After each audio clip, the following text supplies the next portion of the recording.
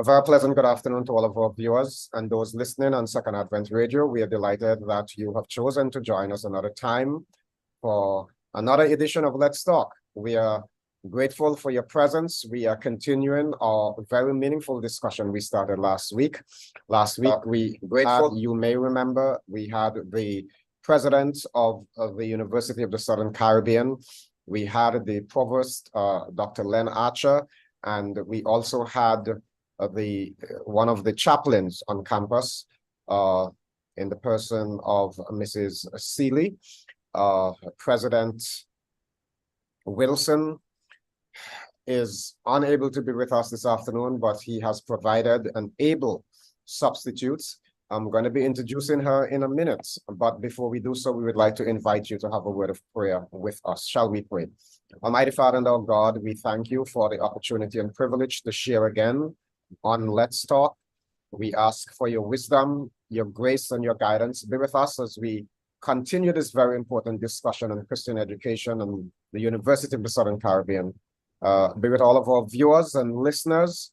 Take full control and have your own way. In Jesus' name, amen. Amen. Friends, as you know, on Let's Talk, we deal with issues impacting the church and the wider community. And last week, we began a discussion on Christian education. Last week, we were speaking to the issue of the Christian component in education and what a difference that makes.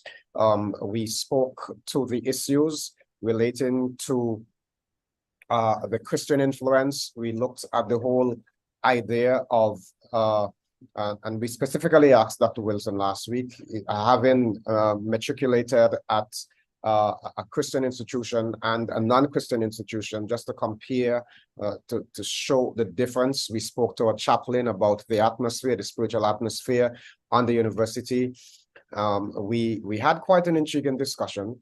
When we ended the program, we were talking about the centennial celebrations and what they're doing.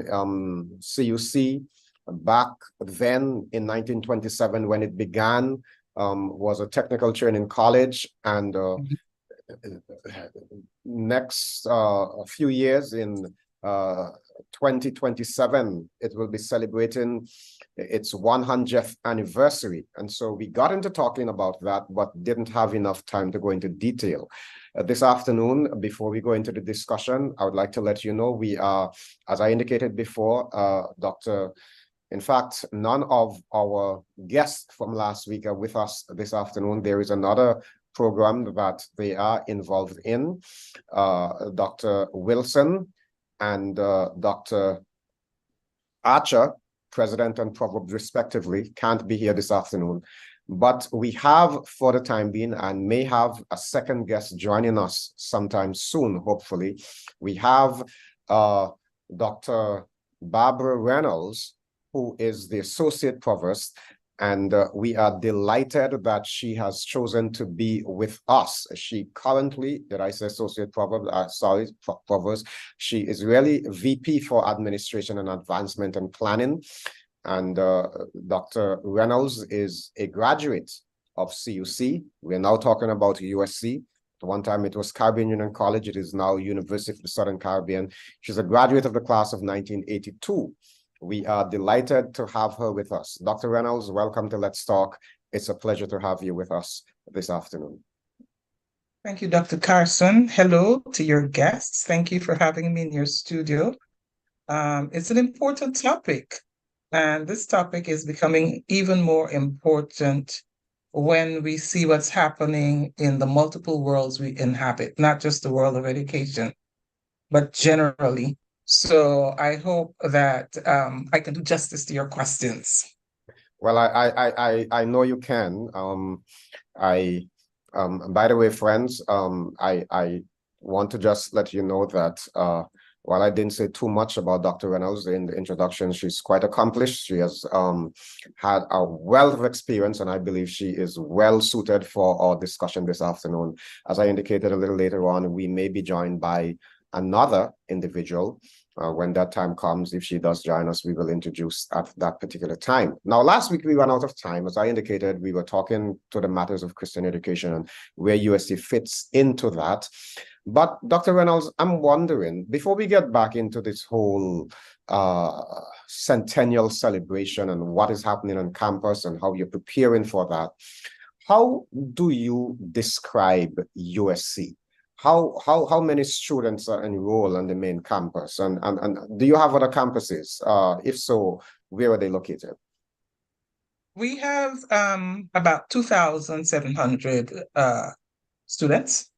We are located in 7 sites. Antigua is one of those, Barbados, Guyana, and I think St. Lucia, yes, St. Lucia.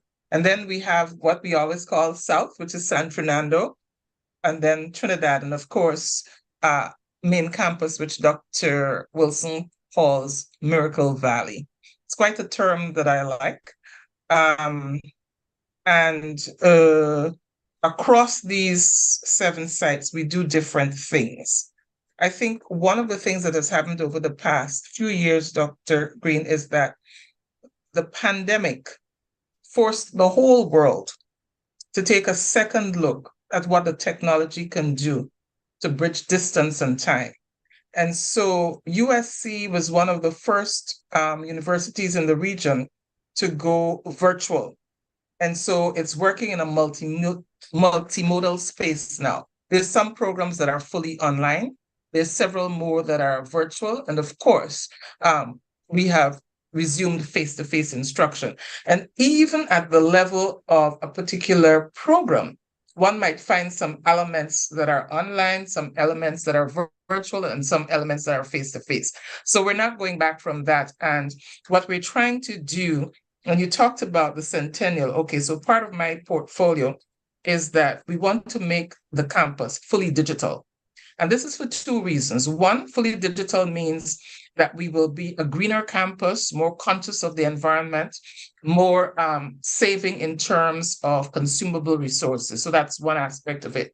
But the second aspect of it is really to take full advantage of the technologies as they exist today in the most positive way and make sure that we're responsive, fleet-footed, totally able to reach our constituents wherever they are, and very importantly, not just in real time, but asynchronously. Now, very interesting. I just want to follow up on that aspect of what you said just now about the 7 campuses, 7 sites, I think inclusive of main campus on Trinidad. You mentioned Tobago, South Campus, which is San Fernando, yes, and of course the main campus. When I was back in CUC, back in the day of well, you were a graduate of the class of 82, I was a graduate of the class of 92. But while I was at CUC, it was CUC back then, we had I believe about 670 students. So we have grown quite a bit, because I think you did indicate about 2,600 or thereabout students. And that is quite some growth over those years. But then again, as I look back, it's quite a long time since I left CUC. And so we are grateful for the development. We're going to get into some other details just to connect with some of the things you said there regarding the matter of trying to reach as many as possible. I do know that, in fact, maybe it's a good time to ask now. Some persons are concerned about the level of violence in Trinidad.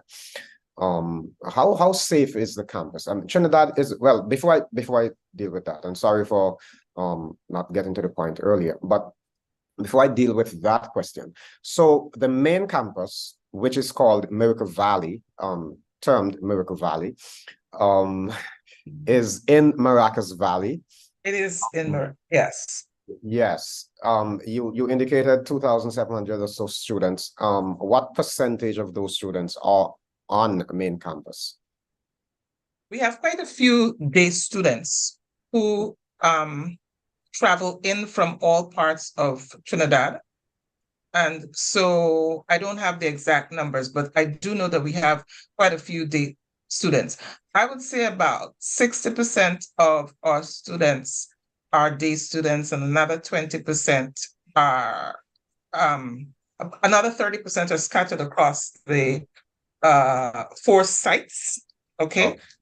Those would be Antigua, Barbados, Guyana, St. Lucia, and then the remainder are split between resident students at main campus, and then Tobago and San Fernando. And I see Dr. Caesar is online. Yes, Dr. Caesar is online. Dr. Caesar is Associate Provost at USC. We are delighted to have you with us, Dr. Caesar. Welcome to Let's Talk. We are most grateful to have you. Now, as a penalty for joining a little late, we're going to ask you to introduce yourself. Oh, I take pleasure in penalties. Sometimes I get some power out of that. No, I'm kidding. I'm happy to be here. Happy to be associated with USC. I apologize for being late from your perspective. For mine, I'm right on time. I'm in a different time zone, and I got those time zones confused. I'm Lena G. Caesar and Lena Williams Caesar. I belong to a family of Williams from St. Lucia, who were all students, graduates of USC. I am married to a Guyanese, Dr. Leo Caesar. Yes, we have been married for almost 50 years. We got married when we were extremely young. So I'm glad that we can have many more years to come. At this moment, I've had, my background is in higher education.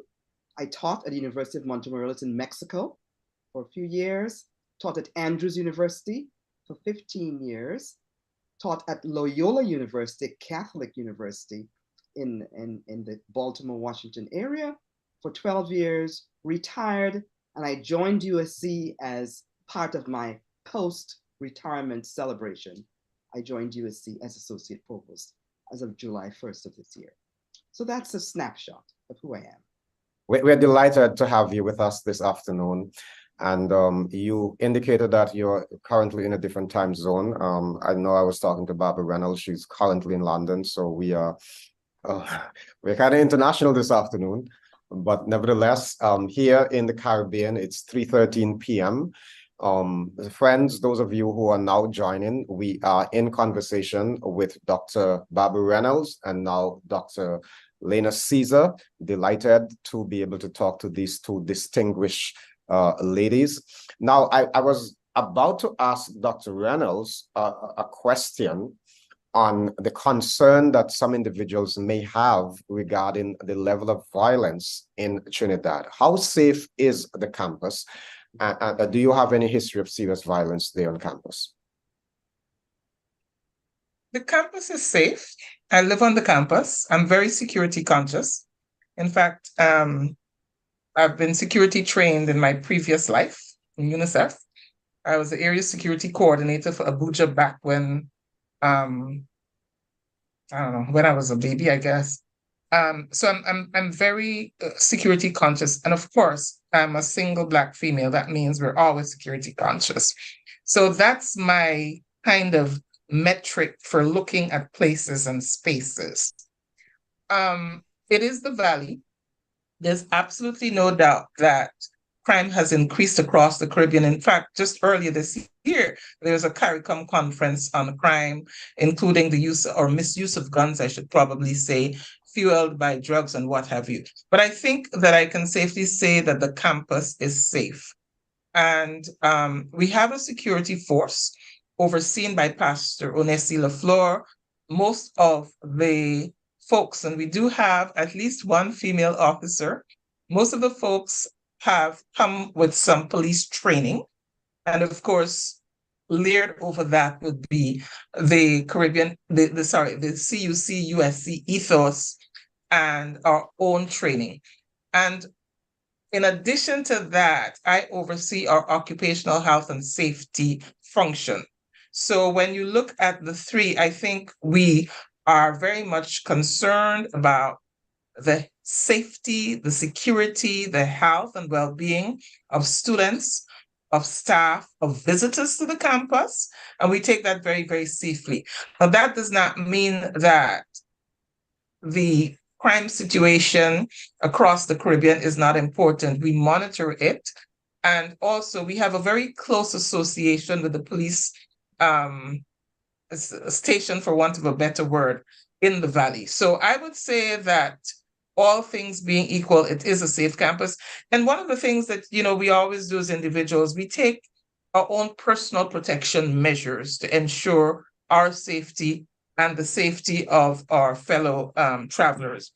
Now, that's something that perhaps needs a little bit more fine tuning, because I myself have noticed some things about, doors being left unlocked and all of that stuff, but it's a journey.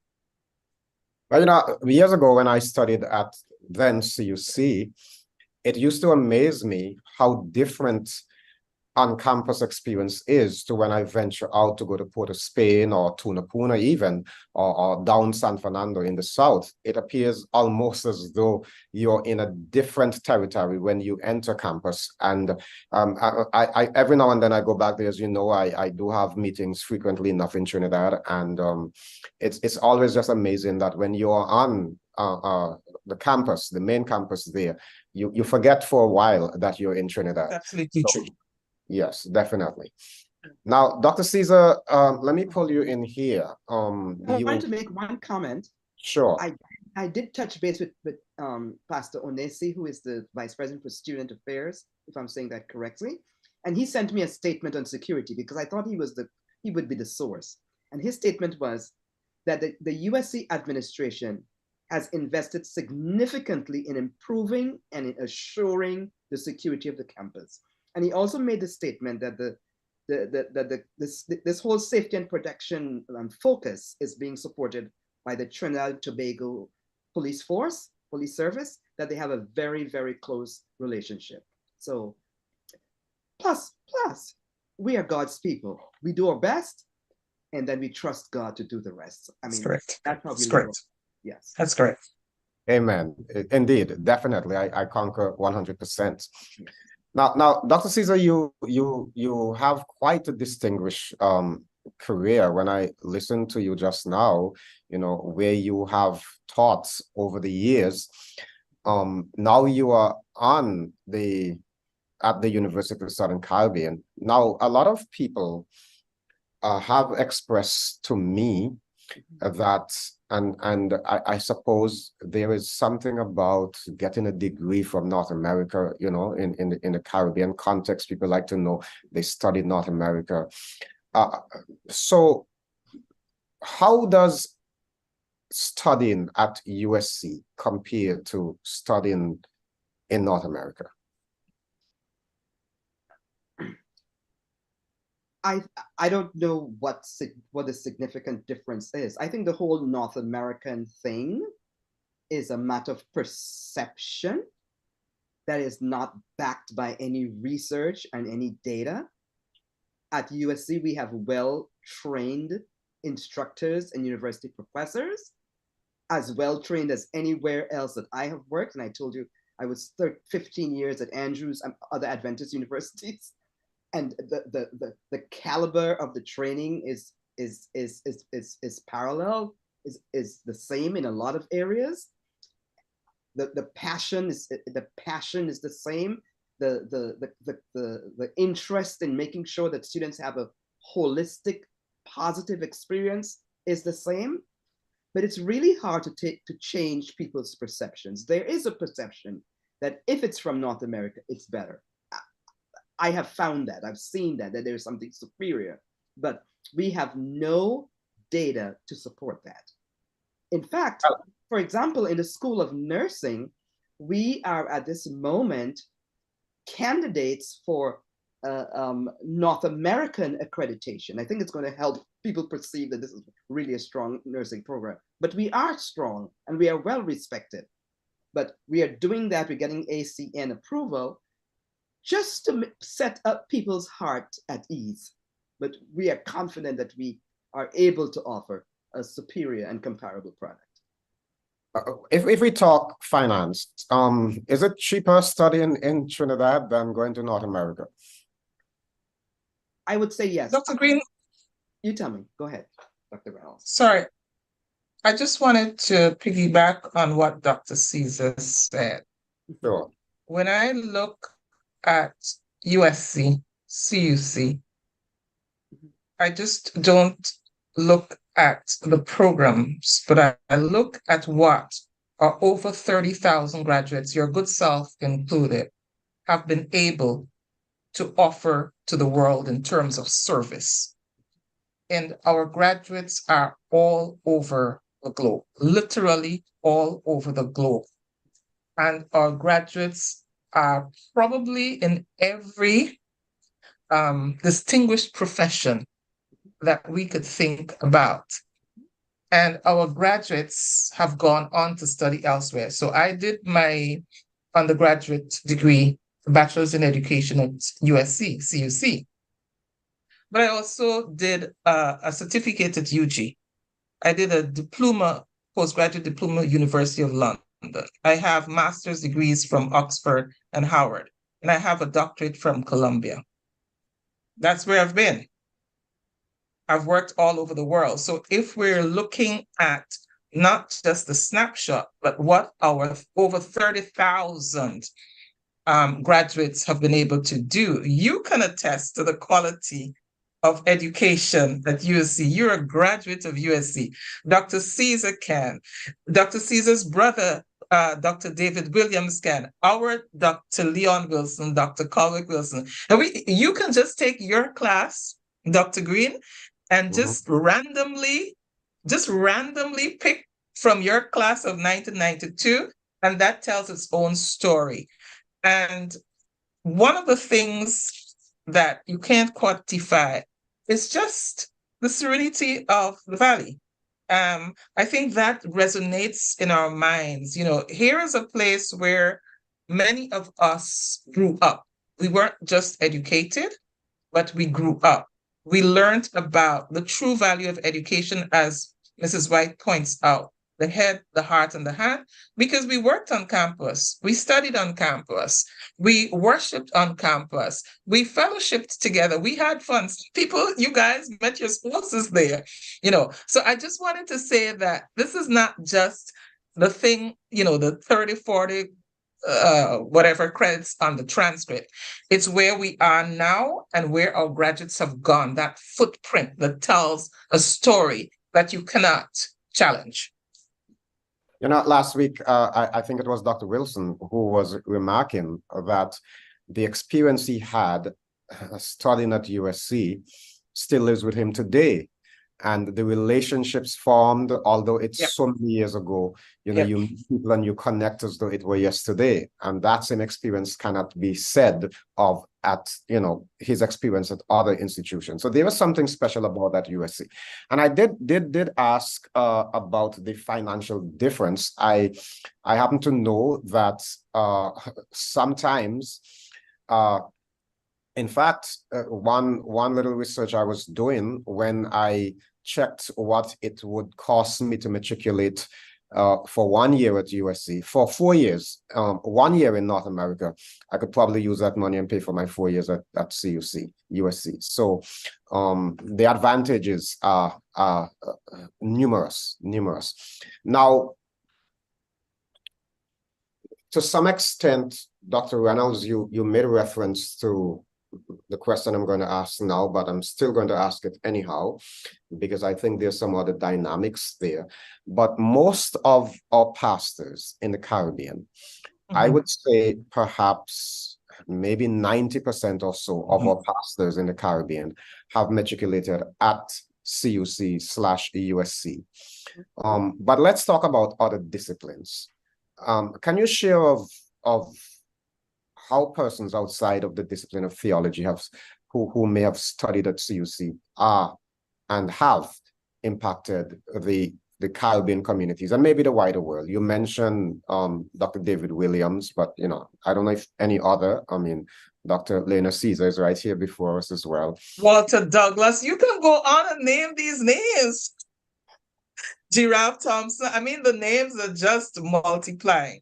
But let's look a little bit at the disciplines. And this is Dr. Caesar's area. So I'm going to step out shortly. But there's education. We have Dr. Gabriel, Dr. Andrews. I did classes with Dr. Andrews in education, not music. I was a choir, when he was there. Dr. Gabriel. So you have that whole teacher training thing, education. That's the stuff that I learned in curriculum and teaching at USC has carried me throughout my career. Then we currently have programs in social work. We have programs in the sciences. The nursing program is just attracting more and more applicants. In fact, we don't have sufficient spaces for the nurses. And then we have programs in music. Now, I am going to say that our music program is second to none. It is world class. In fact, Dr. What's the president of Oakwood? Pollard. Pollard. Dr. Pollard was there last year for graduation, okay? It's 2022. And he was there listening to the choir and he says, well, I've heard as good, but I can't say I've heard better. And that just tells you, if you're familiar with the music of the Oleans and you listen to USC, yes, there's gonna be a hit and a miss sometimes, but the choir, the ladies chorus, the concert band, the steel pan, second to none. So Dr. Caesar, you know more about programs than I do, so let me step back. That's your space. Yeah, but I think you were asking about alumni, right? People who have matriculated and been successful. Did I get that correct? Well, both, yes. So Yes. the program was the first part in terms of some of the other disciplines, but also, yes, definitely alumni. But I do want to make a point because you talked about the pastors versus the others. But hear me, because I graduated in 1972. I don't want to date myself to. Well, that's fabulous. At that time. I'm only saying it's fabulous because 72, 82, 92. 92. Okay. But yes. Hold. At that time, that year was the first batch of bachelor students. Pastor Roy McGarrell and others. I'm blocking on his name now. Pastor Harrell. All of those people who became really great in the Adventist system graduated then. My brother, David Williams, who went there, also did a theology degree. So, because that was the only bachelor's being offered. So a lot of people who started out specifically in theology went on to other areas to do other things because that bachelor's of theology, or whatever it was, gave them the basis and the foundation to launch out into other areas. And we have a whole plethora of individuals who did that. So even from back then, that basis that they got prepared them to really shine and serve the world in very unique ways. I just wanted to make that point. So what was the other part of your question? I was asking, the other part was outside of theology, individuals who are impacting significantly other discipline areas. Yeah. So I wish I had those people at the tip of my tongue. There are so many. The provost at Andrews University, he is from Grenada, and I'm blocking on his name. He ran for president. He was on the queue that Andrews University just got a new president. Are you thinking of the guy whose name I'm thinking of? He would be upset with me that I forgot his name. But anyway, I know he's from Grenada. He's from the Windward Islands like me, and he has been a very, very creative provost. And if he were to have been nominated, he would have been the first Black president of Andrews University. I mean, I don't even know if somebody else had ever gotten that close in terms of how he, as he did. So there are many people, scores of them that I may not be able to mention at this moment, but a lot of almost all the professors who are at Andrews universities right now were graduates of Korean Union College, Wow. Elvin Gabriel and Wow. and others, and Dr. Bailey, and I mean there's absolutely so many of them. Not to mention my illustrious husband. I can't leave him out, you know. So there are many people, many. Yes, And indeed. USC has done well. USC has done well in terms of preparing people who have served the world. I believe Christian Arthur is the province of Kristen yes, Arthur. yes, Yes, yes. Kristen Arthur, Dr. Arthur. Yes, Thanks for saving me. Thanks for saving me. Let's add a few more names. We have Steve Carroll, an outstanding That's surgeon true. in New York. That's true. That's true. Mhm. Outstanding. Just gone back to Trinidad to be CEO at, we used to call it POSA. It's now the Community Hospital. Mhm. We did a feature a couple of months ago about some alumni of USC running for office in Trinidad. Mhm. And we have, we're about to do a feature of another alumna who is in the diplomatic corps. So they're there, they're scattered, Mhm. they're scattered. They're doing research, Mhm. they're working in service.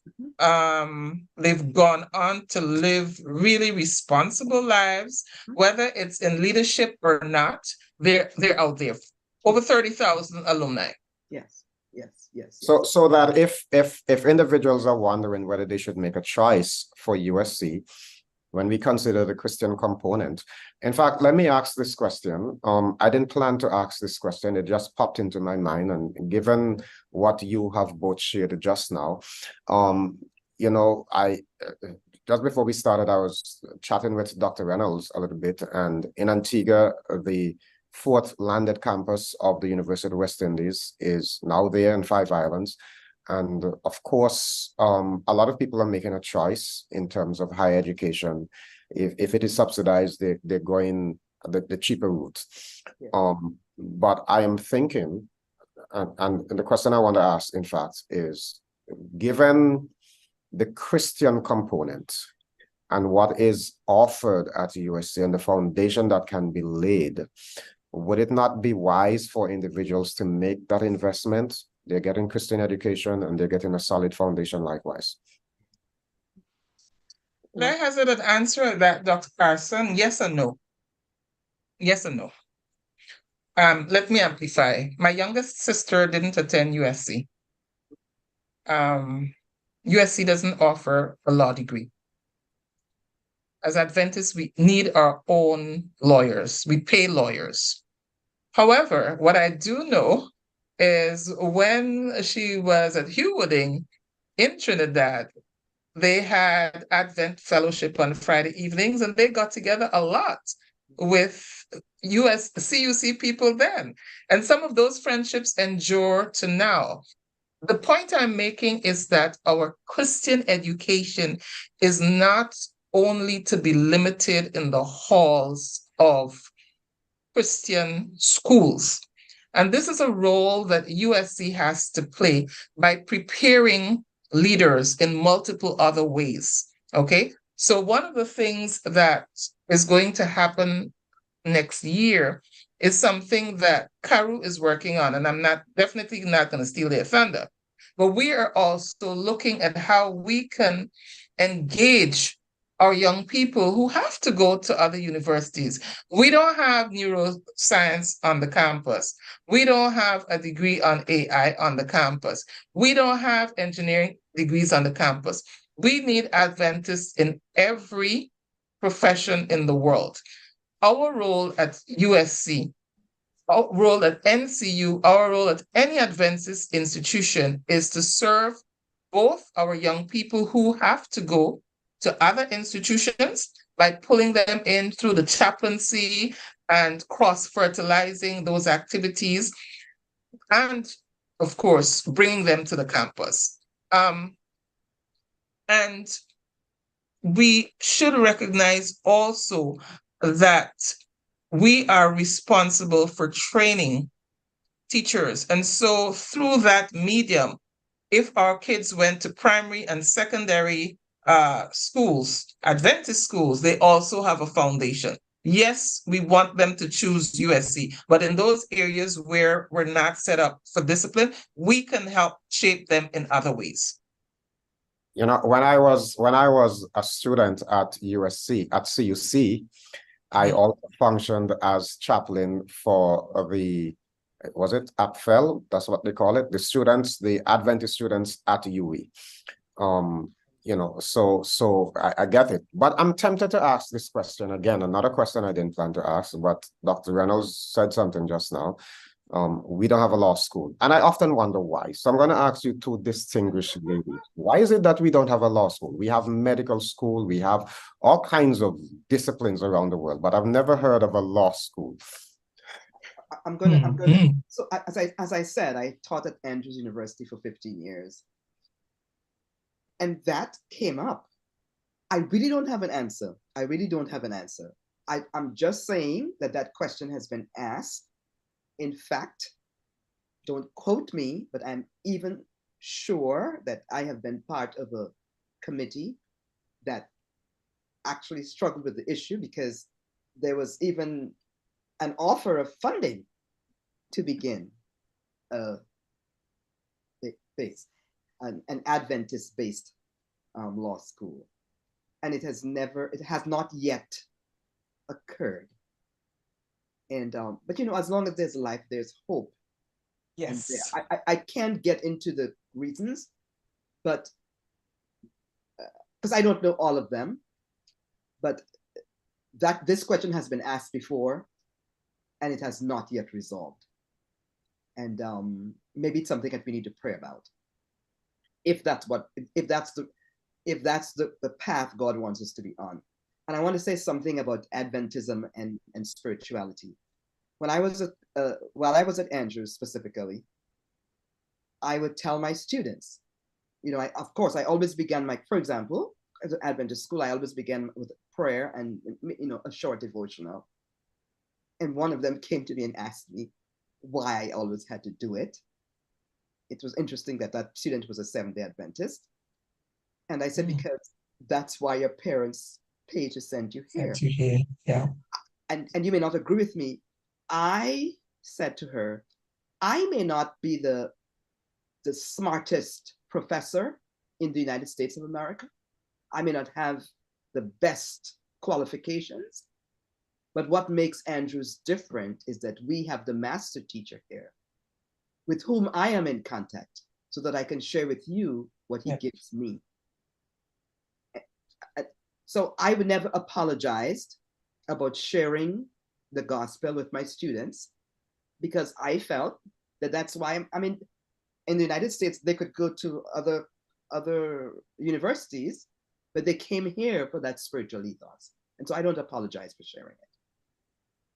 Wonderful. You know, there was a time when I felt that maybe it didn't make sense to have a law school because what are we going to do with lawyers? But as an administrator, I see the need, you know, it is so necessary. But as you said, that's a discussion that will go on for a little while, and who knows what will happen in the future. Yes. Studying in on a campus these days, it is a good experience, but the world has changed and people are very busy. And so some people want to study at home. Do you offer online courses at USC? And what are some of these if you do? Is it mine? We offer, we are involved in something called the GOAL program, the Guyana Online Academic Learning. Academy of Learning. Academy of Learning. The acronym is GOAL. And we have hundreds of students enrolled. They're all enrolled online. It's a purely online program. It's funded by the University of Guyana. They have selected several universities worldwide to offer their programs, not just in the Caribbean, but in the United States and in Europe also. And they have been, in terms of both mostly graduate programs, I believe, a lot of graduate programs, they have been interested in being enrolled. So we have hundreds of GOAL students. And we also have many of our graduate programs. For example, our Masters of Science in Occupational Therapy. They are blended programs, so most of the lectures are online. The theory, they meet perhaps occasionally to gain a hands-on experience, but most of the teaching takes place virtually. So we have kept up with the changes of the world. Very well. The MBA is also basically an online program for the most part. So all of our graduate programs are online. And some of them are blended. For example, the National Securities is a blended program where people who are in Trinidad have some face-to-face. Those in Guyana are purely online. So we have some blended programs too. But a lot of technology is going on. Very well. I was hoping that Dr. Archer would be here this afternoon, because last week he mentioned, commenting on the music program, he said the music program at USC is second to none. And I heard, Absolutely. I heard Dr. Reynolds making the same statement. And last week I said to Dr. Archer, when you come back next week, I want you to bring some snippets of like performances that you can show so that folks can see what we're talking about. But he's not here, so I'm so sorry. I don't know if well, you ladies would not have prepared for that, but this music program, the way you talk about it, it seems really very amazing. Now I have to admit that I've heard a few performances from USC, and last year I was on campus, and I believe the director was Hislop, did an amazing job. I like classical music, I really do, and they were playing a classical piece, and it was just absolutely amazing. So I do agree with that. But anything else you want to say about the music program, Dr. Reynolds? Unmute, please.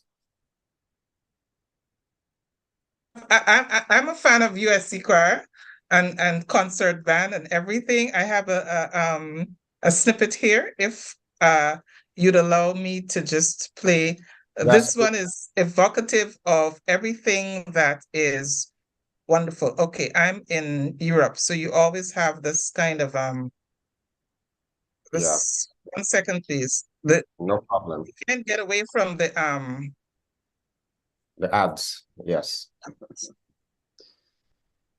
Oh, there is Dr. Hislop.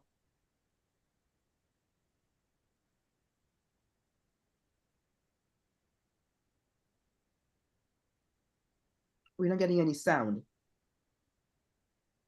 Did you remember 1 to second, share? please. 1 second, please. Yes. Okay. And Mr. Hislop has a background in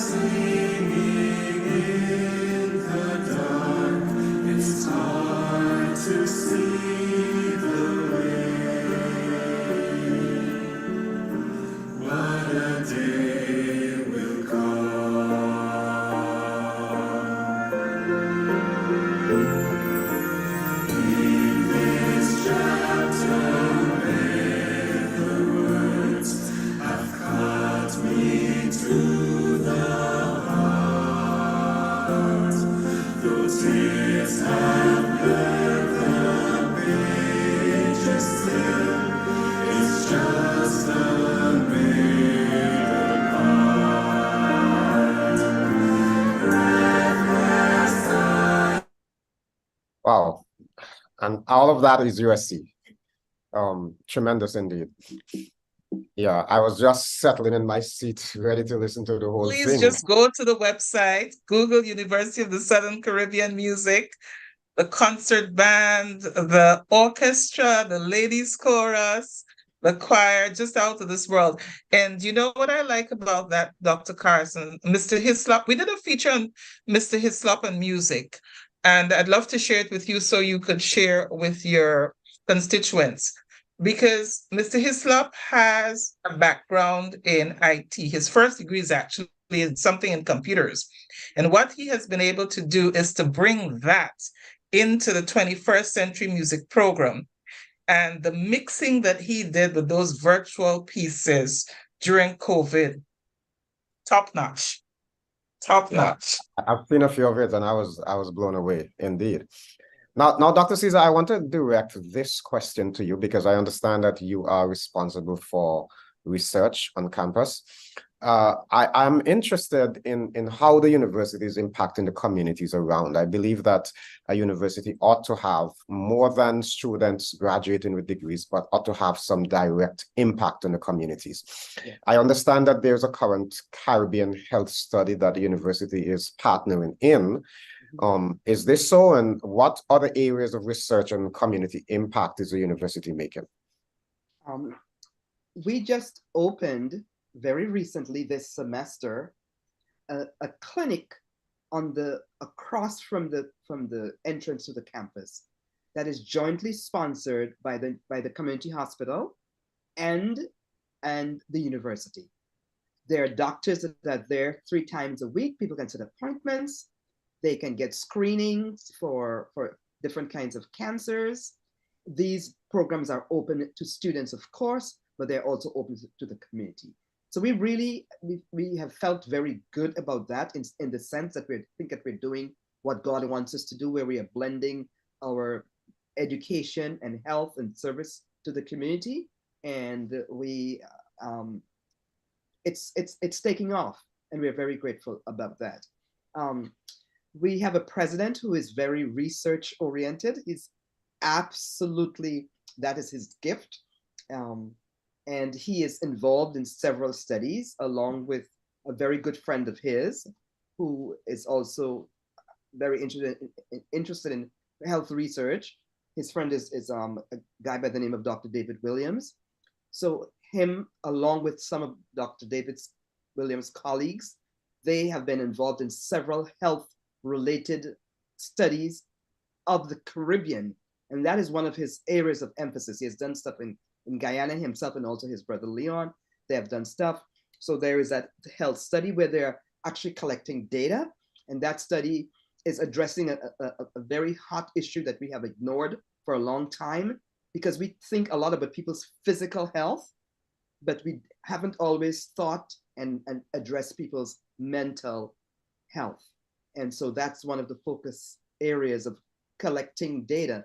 If we don't know what exists, then we don't know what to treat. So we first have to identify where the areas, what are the numbers, so that we can actually identify means of reaching out and helping people. So research sometimes is a first step of being able to reach and target people in the areas where they have need. So wonderful. Dr. Reynolds, do you want to add anything to that before we move on? No, I don't, but I know your time is short, Dr. Greene. So I do have some information on Centennial prep, because I think that was an area in which you're particularly interested. Well, so I'd be happy to share in that. Let me ask about tomorrow. Get on the bus. The bus is leaving tomorrow. Well, that was going to be my next question. In fact, I know that universities require a lot of financing, a lot of funding. I was going to ask you about this whole concept of how, well, we have 10 minutes, so we can squeeze 2 questions in. Okay. So let me continue with this one. How can alumni, and somebody mentioned 30,000, I believe. How can alumni get involved in funding? And maybe we can couple that with all of the centennial celebrations and what are the plans for 2027? Okay, so we haven't officially launched the Centennial celebration, but we're certainly gearing up for that. And there are many things that are going on. The theme, of course, will play on the 100. So there are lots of features that are being prepared, like 100 poets. My sister, who graduated in '83, is helping in that direction. There's something about 100 authors, people who have authored books, and Roy Adams and other people who have published books will be engaged in that. So there's that kind of feature. Then, of course, there's the history of USC. Glenn Phillips wrote an outstanding history, The Making of a Christian College, and where that stopped and how we will pick up now to get to the centennial. There is, of course, going to be a wonderful celebration in 2027 itself. Next year, there's going to be a homecoming, and then GC is there. So, but all of that stuff going on. Then there'll be a centennial webpage, and when that is launched, everyone will know. Now, you talked about fundraising, and let me meld those with the centennial. And one thing to go back to, Dr. Carson, Five Island Campus, Cave Hill, Mona, St. Augustine, UG, they're all heavily subsidized by governments. And that's something that we have to understand. Education does have a cost. So just tomorrow, they're launching Get on the Bus 2023. Dr. Wilson launched it last year. You can buy a seat. You can buy several seats. Last year, I bought seats for my sister. I'm going to do the same this year. And that's a way of just pumping cash into the university that can be used in areas where there's a need. Then there's a soft launch of the Capital campaign. Pastor Bertie Williams and Dr. Wilson kind of had a spiritual launch of that last week. If you go to the campus, you'll see that there is a need for investment in capital infrastructure. And that includes the digitalization that I mentioned at the bottom of the hour. And then, of course, you come to alumni. Look, alumni in any university is, okay, so you've got your heart and soul. I don't know what would be the analogy for the alumni. Maybe the arms that embrace, maybe the arms that lead, the arms that support. And so wherever alumni can engage, that's critical. Part of my portfolio in terms of advancement is the engagement of alumni. And I've just recruited an institutional advancement officer. We are encouraging alumni to get on the bus. Buy a seat, buy 10 seats, buy a whole bus. Okay, that's putting cash. And as we go to the capital campaign, alumni will be able to specify, okay, I'm a music fan. Right now, I can tell you we need a music studio. I can tell you that. That's something I've been plugging for long as well. So if your interest is music and you want to support music, you can say, I'm going to put $20,000 into the music studio. And we can do that. So there are several projects along the way. The library needs an infusion of cash because digital resources, to buy those licenses for digital resources, cost a lot of money. So there's all of that. And then there's actual physical things on the campus, water treatment and all of that stuff. So that capital campaign will be launched more publicly. There was a spiritual launch last week. And on the website, the USC website, but also on the Centennial website, alumni will be able to engage on that.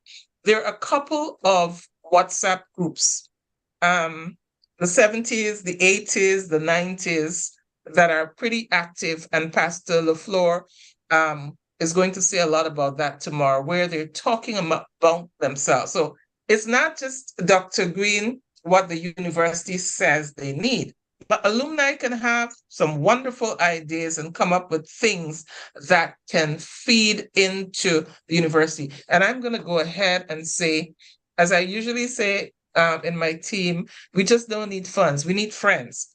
We need alumni's expertise.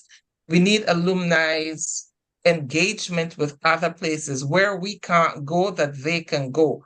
We used to call it the Rolodex. I don't know what we're calling it now. We're all digital, but you know what I mean. Access to people who have ideas and influence and expertise. So all of that, alumni are our arms. They engage us. They wrap their arms around the campus, the university, and we're getting better at absorbing their interest and their contribution and their support. I made a reference today in my sermon that Christian education, based on the research that we have done, a few research, I think 3 or 4 or 5 or thereabout, that Christian education is one of the most significant component in our children remaining in the church. What is, we only have time for this one last question, what is the future outlook of USC? We are kind of out of time, but tell me, any one of you, what's the future outlook of USC? What horizon? The future of USC is bright. We are not going backwards. We are moving forward. We're making sure that we preserve the spiritual atmosphere. We're making sure that we preserve the integrity. We're making sure that we preserve the excellence. In fact, what we want to do is to go beyond the excellence. And you can only go beyond excellence when you have a spiritual mandate. And I think that USC is determined to maintain and preserve all of those elements so that we can go forward with God. Let me add to that, Dr. Greene. More products, more programs.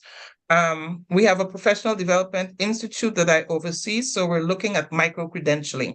Short courses, executive courses, bespoke courses for your conference, for CARU, for the private sector, all kinds of categories of students. So more programs, more products, more students, but also ensuring that we keep abreast of the state of the art in all the disciplines that we offer so that USC, as Mrs. White says, and you know better than I, we're not at the tail, we're heading towards the head, as Dr. Caesar said, beyond excellence. Amen. It was a real pleasure talking to you, wonderful ladies. We are in full support of USC, and we trust that all those who are listening and who have friends who have school-age children know that USC is the place. You mentioned the nursing program, of course, the theology program, the science program, so many areas, education. We pray that God will continue to be Amen. A source of strength and guidance on USC. It was a pleasure talking with you.